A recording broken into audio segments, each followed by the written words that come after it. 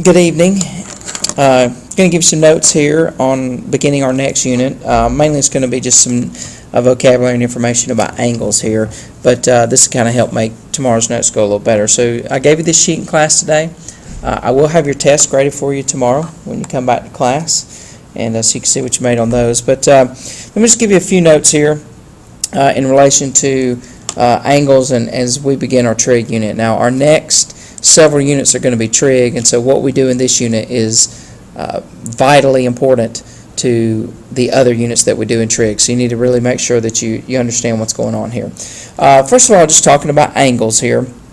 Angles, just a basic angle here. There's really three parts to an angle that we want to list. The first part here, which is this point where the two angles, or the two rays, I should say, the two rays come together at this point. This is called the vertex.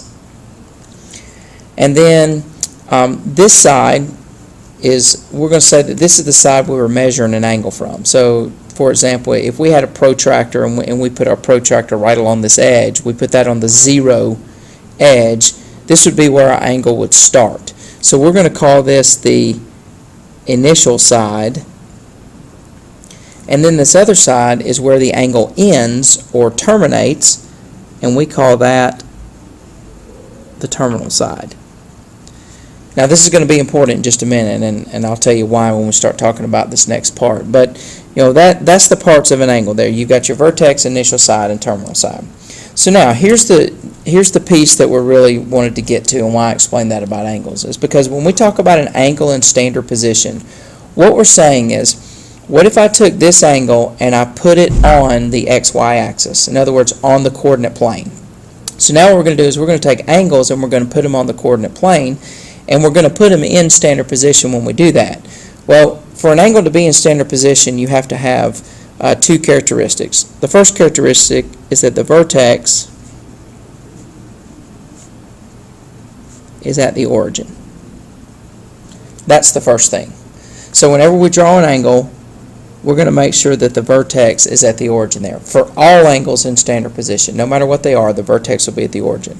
And then the second part is that the initial side, which remember that's the side that we start with, the initial side is on the positive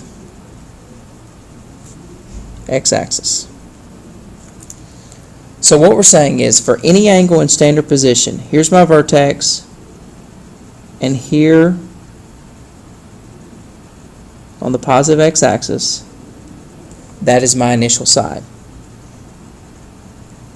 For any angle in standard position. And the problems that we do, all the problems that we do, the angles will be in standard position when we put them on the XY axis. Alright, so that's the two things for an angle to be in standard position. So let's just say that I had this, and you know, if I just drew an angle right here, okay, we would say that that angle is in standard position. And we could get an angle measure off of that. Alright, now there's two ways that we're going to look at measuring angles. We can measure them with a positive number, or we can measure them with a negative number. Now here again, everything is in standard position. So in looking at this angle, probably most of us would think, oh, well, I'm going to measure this angle in this direction right here and get an angle measure, which we can do. And that is a counterclockwise direction. We're measuring that counterclockwise, and if we do that, then we write the angle measure as a positive number. So for example, here we might say this is positive 120 degrees maybe. Okay? But we can also measure this another way. Since we are on the XY axis, we can go all the way around. Before, when you were doing geometry, you typically went from 0 to 180, which is what a protractor measures. But now we're going to go from 0 to 360. We're going to make a full circle. So here I could go in this direction and measure this angle as well, just coming around the other way, which is a clockwise direction. And if I were to do that, then I would write the angle as a negative number. So this angle right here actually has two measures. It has two representations. It has its positive degree measure and it has a negative degree measure. All right, so let's move down a little bit and take a look at the XY axis that I have here.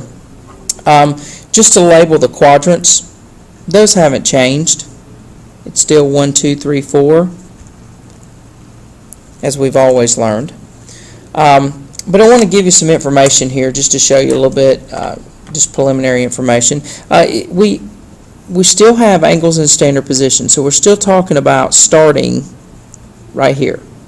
Vertex is at the origin, initial sides on the positive x-axis. So if I go around in the counterclockwise direction, then all of those angles are going to be positive angle measures.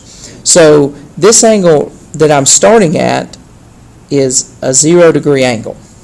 Now, if I were to take and put the terminal side where my pencil is right now, and I had an angle that its terminal side was going straight up on the y-axis, I would now have a 90 degree angle. So I'm going to put 90 degrees up here. If I went all the way to the other side here, pretty much had a straight angle going across, that would be 180 degrees.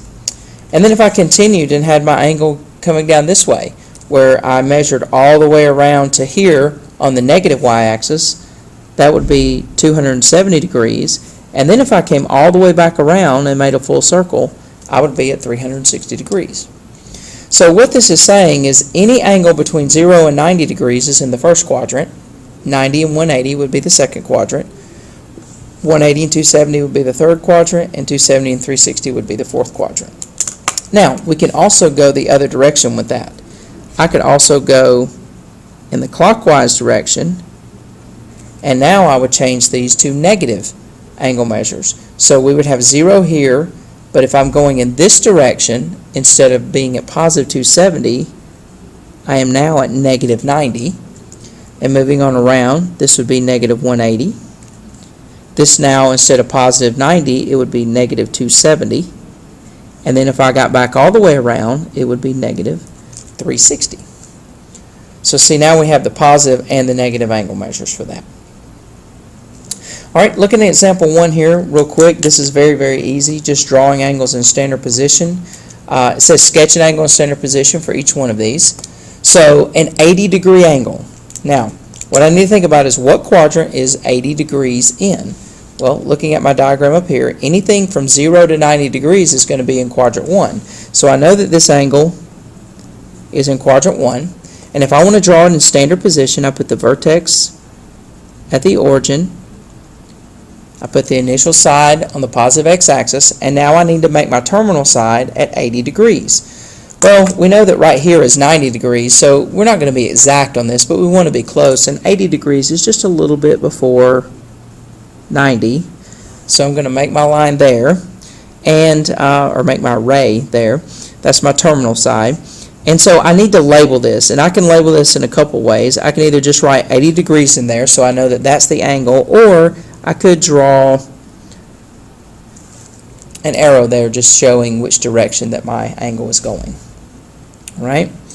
And then over here at negative 135, again, if we're looking at this one, vertex, initial side on the positive x-axis, but now negative 135 means I'm going in this direction. So if I go back up to my diagram here, 0 to negative 90 is quadrant 4. Negative 90 to negative 180 is quadrant 3. So I see that negative 135 falls in this interval right here from negative 90 to negative 180. So I know it's over here in quadrant 3. Now, where in quadrant 3? Well, it turns out the negative 135 is right in the middle, actually, between negative 90 and negative 180. So I draw that, and then again I can label it just by drawing an arrow going in that direction, or I can write the 135 in there. All right, and then we will talk about the back of the note sheet tomorrow in class.